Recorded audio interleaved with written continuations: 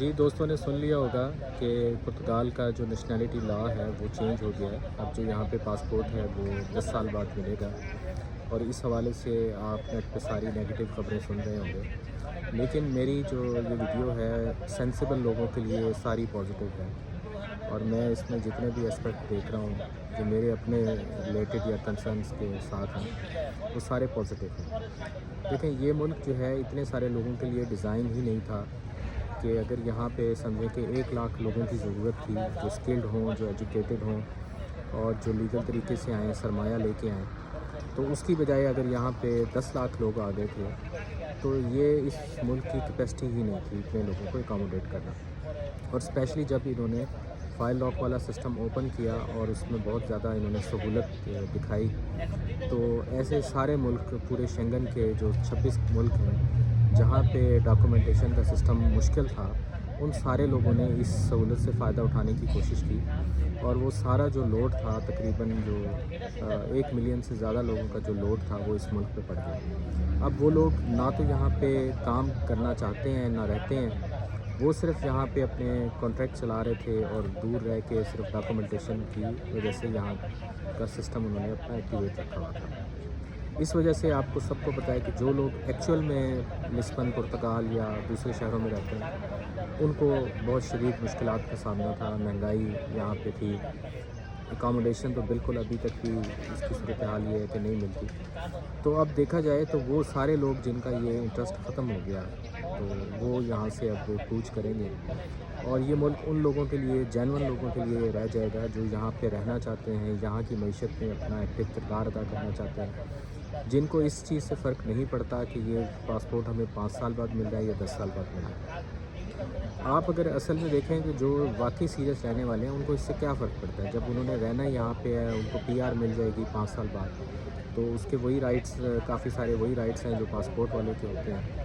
تو پھر آپ کو کس لیے جو ہے نا اتنی جلدی چاہیے تھا. ٹھیک ہے، ایسے ٹیکنیکل ایک اچھی بات ہے، آپ کو جتنی جلدی مل جاتا ہے ظاہر ہے وہ آپ کی ایک انڈیپینڈنس ہے.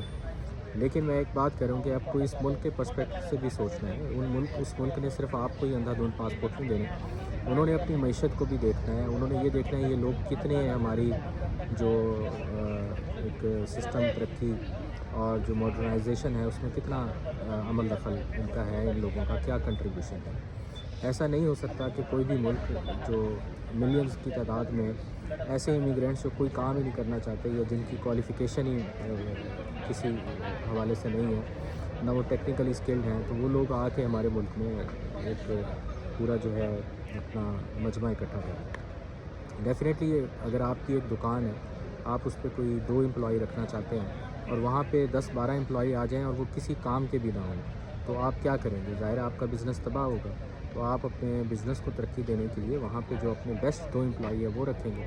تو اسی طرح سے یہی ملکوں کی فلاسفی ہوتی ہے. وہاں پہ یہ کوئی اگر ایمنسٹی ملتی ہے کسی رول میں تو وہ اس وجہ سے ملتی ہے کہ وہاں پہ کوئی اگر آبادی کم ہے اور وہ چاہتے ہیں کہ اس کو کمپنسیٹ کریں، ہمارے پاس اچھی ورک فورس آئے، تو وہ ہر ملک کا رائٹ ہے. اسی طرح سے اب یہ ملک جو ہے ایسے لوگوں کے لیے جو جینون ہیں، جو یہاں پہ ایک اچھی انویسٹمنٹ کر کے اچھا سرمایہ کمانا چاہتے ہیں، ان لوگوں کے لیے جو لیگلی یہاں پہ رہنا چاہتے ہیں، جو یہاں کے رولز کو فالو کرنا چاہتے ہیں، جو یہاں پہ ٹیکس دینا چاہتے ہیں، جو یہاں پہ اپنی سوشل کنٹریبیوشن دینا چاہتے ہیں، یہ ملک ان کے لیے اور سازگار بھی ہوگا، بہترین بھی ہوگا.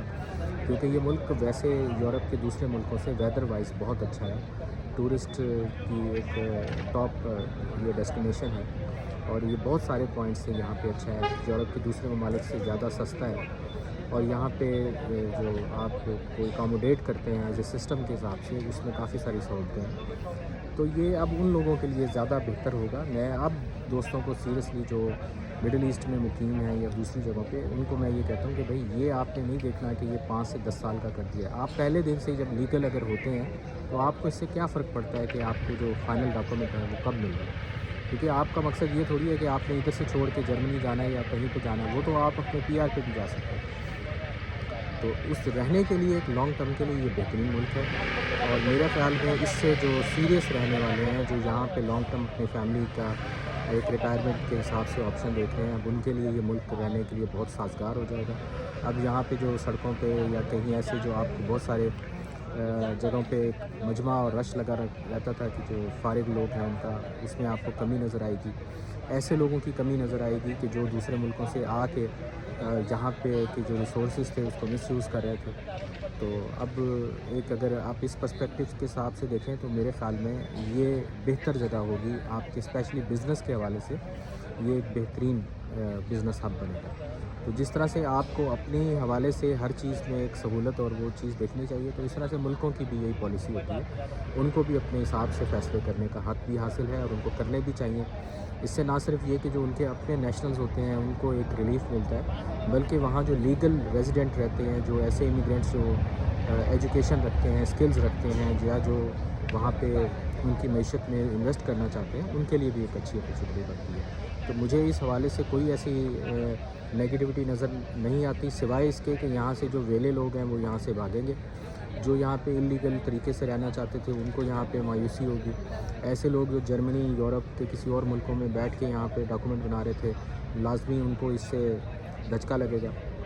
تو باقی اگر آپ پرتگال کے پوائنٹ آف ویو سوچیں تو اس کی معیشت ترقی کرے گی, اور یہاں پہ اسکلڈ لوگ نظر آئیں گے, یہاں پہ سیریس لوگ نظر آئیں گے, جو یہاں پہ رہنا چاہتے ہیں, جو یہاں کو اپنا گھر بنانا چاہتے ہیں پرتگال کو, وہ یہاں پہ آپ کو نظر آئیں گے. تو I think this is not a bad decision from the government, and we should follow all rules and policies whatever is coming from the government, and we don't have that right to argue on that or say that we don't accept this. No, we are none of them to challenge these things.